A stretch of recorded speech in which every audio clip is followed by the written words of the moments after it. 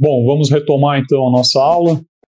Agora eu trago em complementação, a esse manejo do instrumento da representação policial pela prisão preventiva. Eu trago também um caso prático para vocês também entenderem, dentro até de uma outra matéria, como que vocês podem estar depois, futuramente, aí, todos vocês na função delegado, manejando esses instrumentos de representação pela prisão, que é uma medida cautelar pessoal, prisão preventiva ou temporária, representação pela busca e apreensão, dentre outras cautelares que vocês, enquanto delegado, entenderem convenientes e oportunas para estarem instruindo seus inquéritos policiais.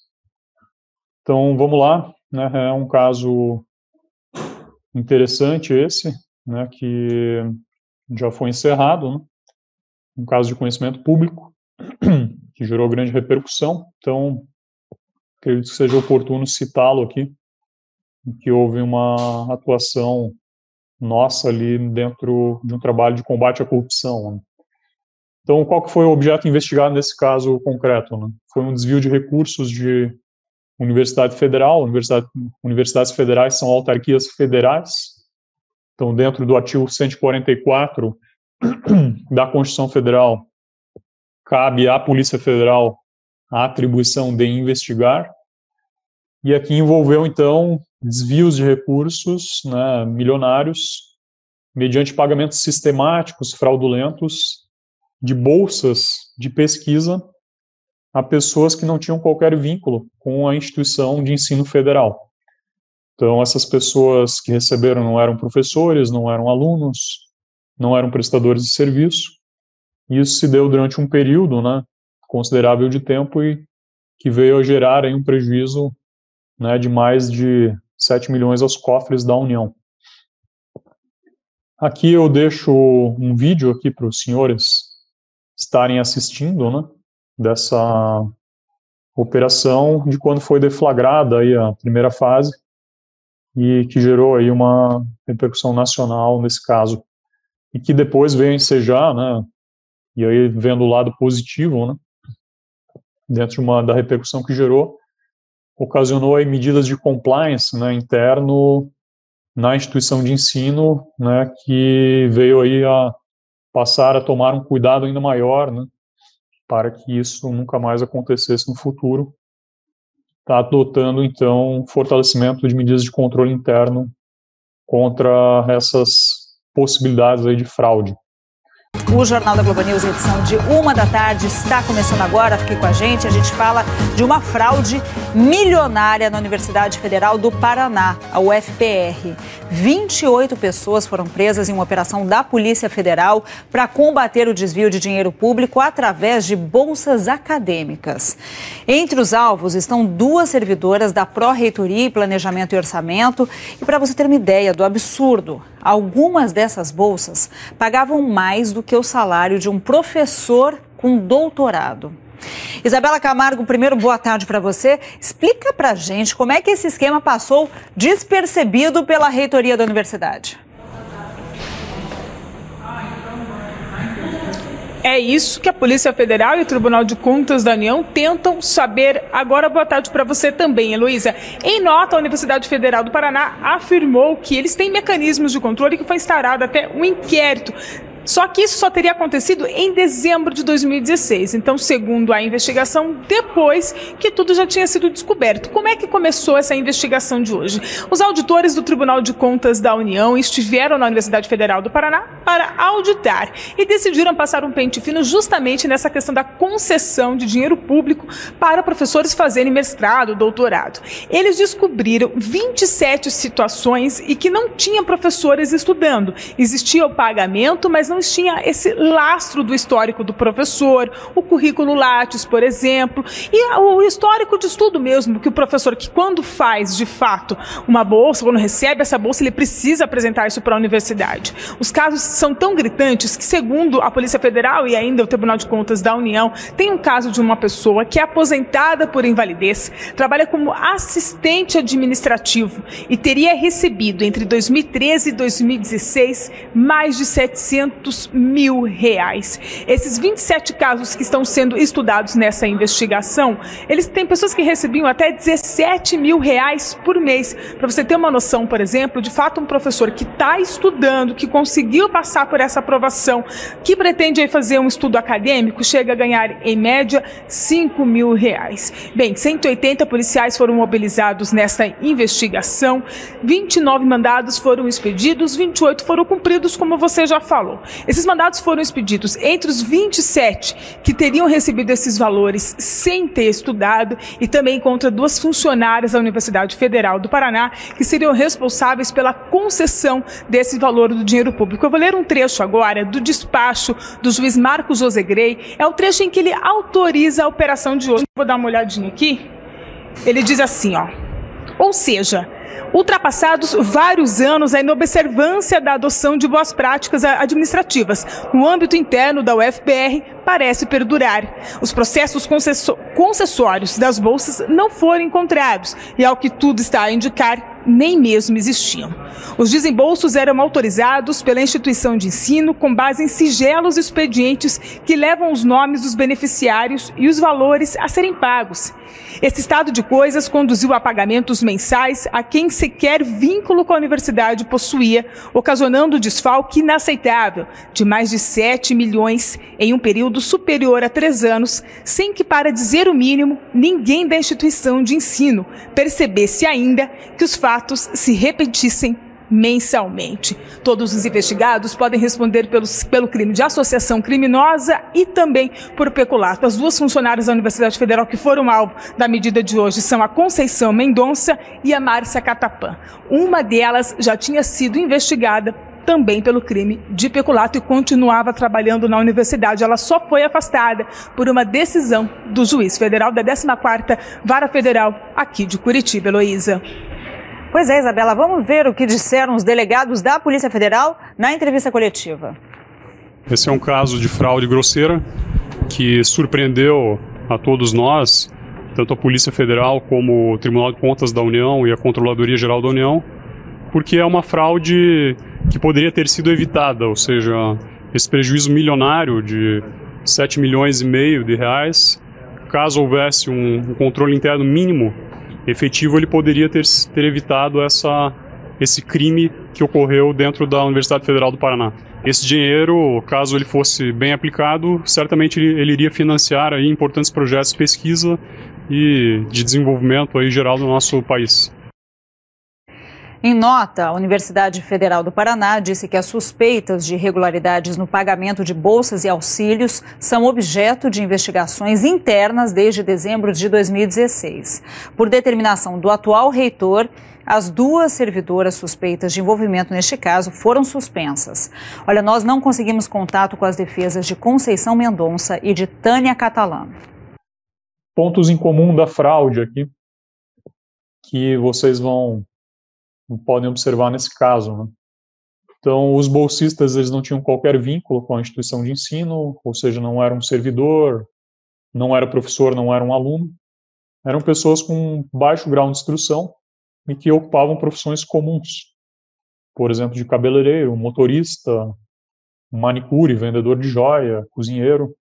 Alguns, inclusive, né, houve a detecção de que eram beneficiários de programas sociais. Naturalmente, então, né, não sendo pessoas com atividade acadêmica, não tinham currículo na plataforma Lattes, que era uma condição indispensável para que você pudesse participar de programas de bolsa, né, de iniciação científica, ali, tecnológica, e para admissão em programas de bolsa também de estudos de pós-graduação estrito sensu, que seria mestrado e doutorado. Outro ponto comum, né, a ausência de processos de concessão de auxílio financeiro, ou seja, não havia um processo que embasasse os pagamentos que eram feitos, e esses processos de pagamento eram simplórios, né? E muitas vezes se limitavam a poucas folhas, trazendo tão somente ordens de pagamento, né, indicando assim que não havia fundamento para que aquilo fosse de fato pago. Processo de pagamento simplório resumiam-se a nota de empenho, relações beneficiárias, dentre outros. Bom, outro aspecto importante aqui, lá eu citei para vocês que um dos meios hoje previstos na Lei 12.850/13 de você obter provas, né, é a cooperação entre órgãos. Esse também foi um caso emblemático de cooperação da Polícia Federal, né, com o Tribunal de Contas da União e a Controladoria Geral da União, em que o próprio Tribunal de Contas ele também, mediante autorizações, aí ele veio participar, né, das buscas dentro desse trabalho, né, além da própria parte de auditoria, né, que ele fez nos processos ali em que a Polícia Federal veio a detectar práticas de crimes, né, ensejou uma operação. Quais os principais crimes investigados nesse caso?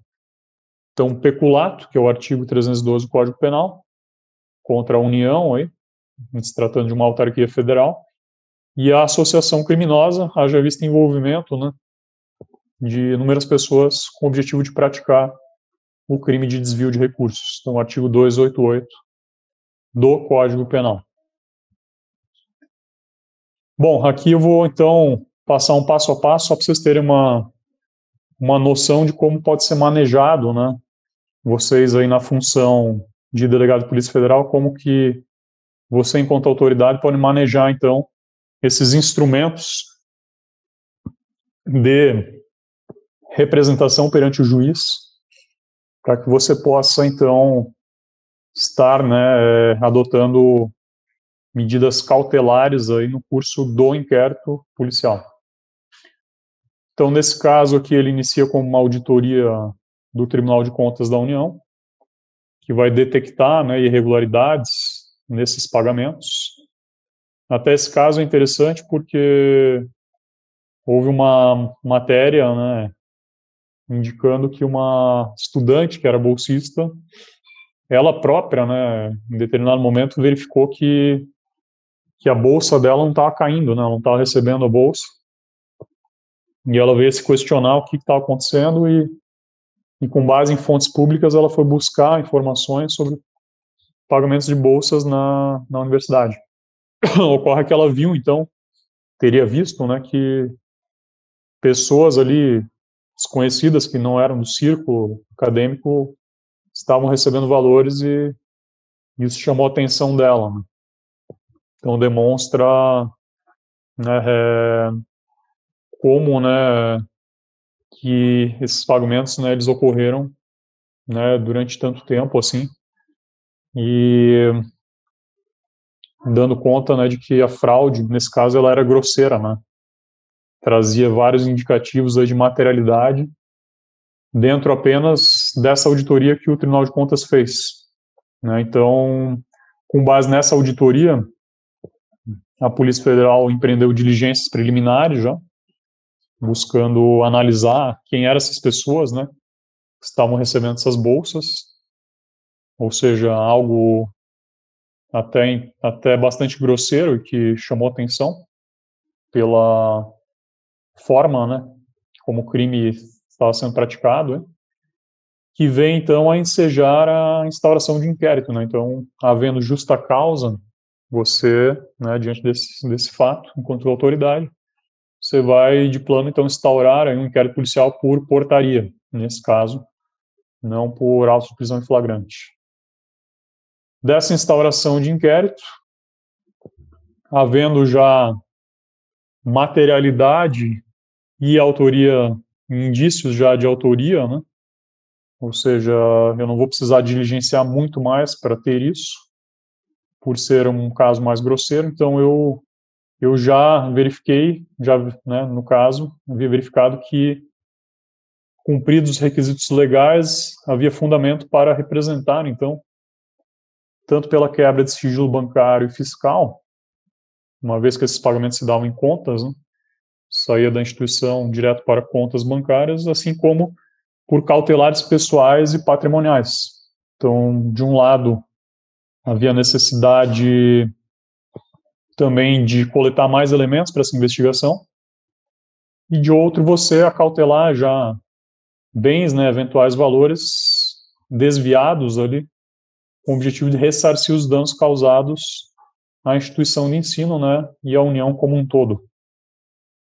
Nessa etapa, então, representado ao juiz federal, manifestado o Ministério Público Federal, obteve-se, na época, 29 mandados de prisão temporária e 30 mandados de busca e apreensão e 8 condições coercitivas. Na época ainda havia um entendimento dessa possibilidade da condição coercitiva.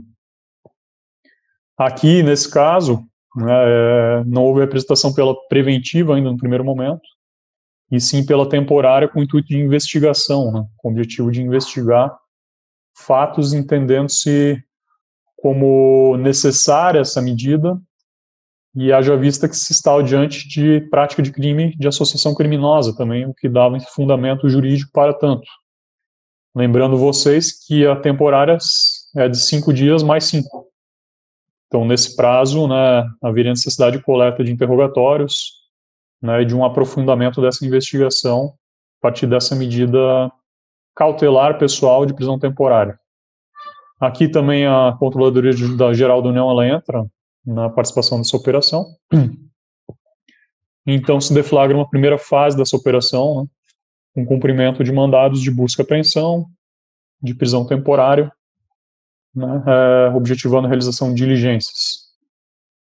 Cumprida essa primeira fase, você vai ter, então, a partir desses interrogatórios e diligências realizadas, né, de busca e apreensão, novos elementos, né, coletados, que vão ensejar a necessidade de análise. Então, análise de documentos, dados também bancários ali, que o juiz, então, determinou a quebra de sigilo bancário. Bancos passaram a fornecer dados para a Polícia Federal analisar. E também equipamentos, né, de informática apreendidos, ali, computadores, celulares, para você analisar e verificar, né, então, a delimitação da participação, né, da autoria e coautoria, né, de todos envolvidos nesse caso. Fazendo, então, essas análises preliminares, surgiram novos elementos que viabilizaram, então, novas representações aqui da autoridade policial por cautelares pessoais e patrimoniais, ou seja, novos envolvidos, né, antes desconhecidos, com pedidos de prisão, e também acautelamento de bens, aqui, bloqueio de valores em contas, dentre outros. Nesse caso, houve um pedido de prorrogação da temporária, né, como eu falei, a temporária, pela lei própria, ela permite que você prorrogue ela, desde que fundamentado, então mais 5 dias, e também dentro do fato de que novos elementos surgiram, permitiu-se com que a autoridade policial fundamentasse então a representação pela conversão de temporárias em preventivas. Então, não mais se limitava a fins de investigação, agora você tinha, de fato, mais materialidade, indícios suficientes de autoria da prática de crimes, né, dolosos, punidos com reclusão acima de 4 anos, como nós vimos no exercício anterior, e também a necessidade de você garantir a ordem pública, a instrução da investigação, da futura ação penal, então viabilizando aí a conversão em preventivas. E aqui, então, mais 5 mandados de prisão temporária, 6 de busca e apreensão, condição coercitiva foram expedidos, também um pedido de conversão em preventiva.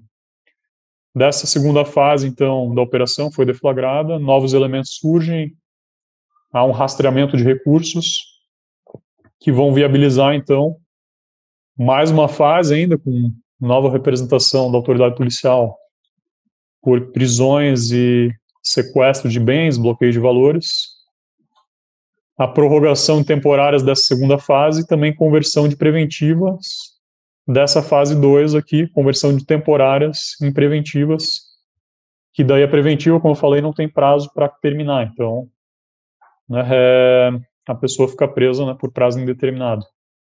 A questão, então, é que eu tenho um prazo para concluir o inquérito, como eu falei para vocês. Um inquérito policial federal, né, no âmbito da Justiça Federal, então você tem 15 dias, prorrogáveis por mais 15 para concluir a investigação. Nesse caso, como se tratavam de indiciados presos, né, eu tinha, então, um prazo de 15 mais 15. Extrapolado, né, vencidos 15 dias, foi pedida a prorrogação por mais 15, e nesses 15, necessariamente, sob pena de constrangimento legal, foi relatado, então, um inquérito, dentro daquilo que eu possuía de materialidade e autoria, embora, né, eu pudesse prosseguir, assim se deu, com a investigação para complementar, então, e desmembrar, né, outros fatos que demandavam mais tempo investigativo. Agora, com base nesse relatório, no prazo de 30 dias legal, o Ministério Público recebe, então, isso e já oferece denúncia contra aqueles envolvidos que já tinham materialidade, indícios suficientes. E aí, sim, né, além da denúncia, deflagra-se essa terceira fase, com mandados, e aí prossegue-se aqui a apuração, né, com mais análises, mídias, que vai culminar, então, ao final, com vários aspectos, vários espectros, né, possibilidades aí de responsabilização, esse caso, que é, em primeiro lugar, a criminal, de responsabilidade da Polícia Federal, né, então, com uma investigação, um inquérito policial federal com indiciados aí presos, gerando uma ação penal com condenações, né, da justiça, né, como houve nesse caso. Em segundo lugar, então, uma responsabilidade administrativa, ou seja, a atuação do Tribunal de Contas da União, mediante a responsabilização solidária pelo recurso que foi desviado, ali mais de 7 milhões, dos servidores públicos envolvidos. E também, né, a perspectiva de responsabilização administrativa em processos disciplinares, né, ou seja, os servidores envolvidos praticarem infrações disciplinares, o que sejou a abertura de PADs, promovidos aí pela instituição federal, pela universidade, ensejando, então, demissões aí de servidores envolvidos. E também, né, nesse caso do PAD, há a possibilidade da CGU também atuar aí conjuntamente, né, fazendo às vezes aí nesse processo disciplinar. E por final, daí a questão de que esses atos aí de peculato, né, de desvio de recursos também configuram atos de improbidade, então você tem ainda a ação civil por improbidade decorrendo em face de servidores e eventuais particulares envolvidos nesse caso, a fim de reparar os danos causados à instituição federal, né, e à União como um todo. Então esse caso aí, pessoal, ele dá uma noção geral para vocês, né, como vocês vão estar atuando aí lá na frente e como vocês podem manejar aí dentro da capacidade postulatória que vocês vão deter enquanto delegados, né, a fim de terem a máxima eficácia, a máxima efetividade da investigação que vocês venham a conduzir, né, especialmente dentro da criminalidade econômica aí, que envolve complexas apurações. Nesse caso foi um caso mais simples, mas que foi usado muito, né, a representação policial por medidas cautelares pessoais e também patrimoniais. Bom, pessoal, acredito que atingimos o objetivo nessa aula. Estou aqui convicto da aprovação de vocês, né, e peço a todos aí que estudem o máximo possível, se dediquem aí, utilizem todo o tempo que vocês têm, né, dentro da prorrogação que a Polícia Federal ela deu esse concurso por conta da Covid, né, infelizmente temos esse quadro de pandemia, mas utilizem esse tempo a mais, né, para estudarem mais e pontuarem, né, o máximo possível na prova, primeiro na objetiva, depois nessa fase discursiva, caminhando para a oral, para irem para a academia e lá também tem um ótimo desempenho, né, e que todos consigam atingir aí o seu objetivo e os seus sonhos aí de vida. Então, meu muito obrigado, um abraço a todos e sigo sempre à disposição aí de vocês. Muito obrigado.